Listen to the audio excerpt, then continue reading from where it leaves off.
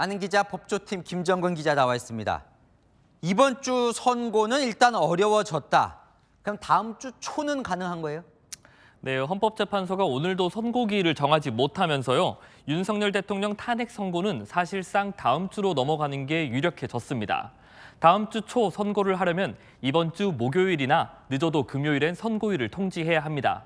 하지만 헌법재판소가 월요일이나 화요일처럼 주 초에 선고하는 사례가 드물다는 걸 감안하면 주 초 선고 가능성 그리 높아 보이진 않습니다.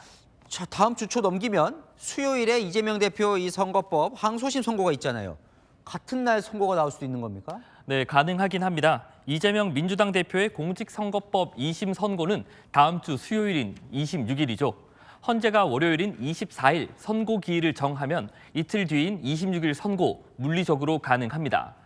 하지만 헌재 입장에선 이날은 부담스러운 날짜가 될 것 같습니다. 조기 대선 여부가 정해지는 대통령 탄핵 심판 선고를 차기 대선 유력 주자인 이 대표 항소심 선고일과 같은 날 한다면 헌재의 정치적 의도나 배경을 의심받을 수도 있기 때문이죠.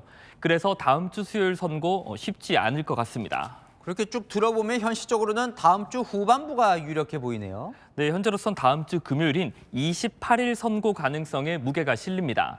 다음 주 월요일이나 화요일에 선고 기일을 정하고 금요일에 선고를 하는 방안이죠. 전직 대통령 탄핵 심판의 금요일 선고 전례를 따르는 셈도 됩니다. 모두가 궁금해합니다. 왜 이렇게 늦어지는 걸까요? 네, 재판관들 의견이 하나로 모아지지 않았다 이런 관측이 많습니다.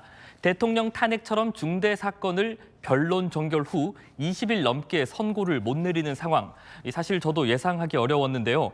헌법재판소가 공직자를 파면 결정하려면 재판관 6명의 탄핵 인용 의견이 필요합니다.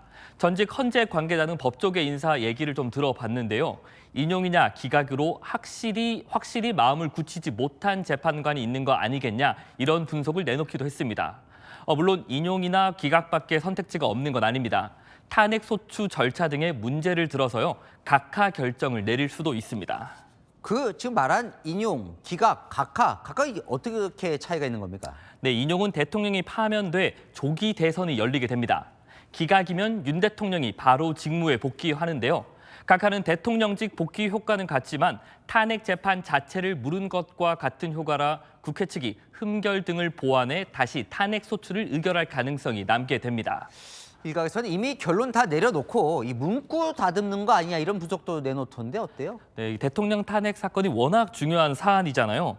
나중에 트집을 잡히지 않기 위해서라도 결정문 문구를 정교하게 다듬기 위해 견해 차이가 생길 수 있습니다.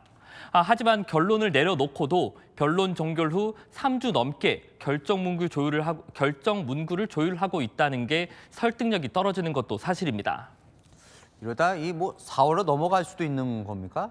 네, 다음 주에도 선고를 못하면 곧바로 4월 선고가 되는 건데요. 하지만 헌재 안팎에선 3월을 넘기지는 않을 거란 관측이 우세합니다. 헌재가 내부 의견 조율을 하느라 국정 최고 책임자인 대통령직을 장기간 공백으로 두고 사회 분열과 혼란이 장기화되는 건 헌법재판관들에게도 큰 부담이기 때문입니다. 네, 아는 기자 사회부 김정근 기자와 살펴봤습니다.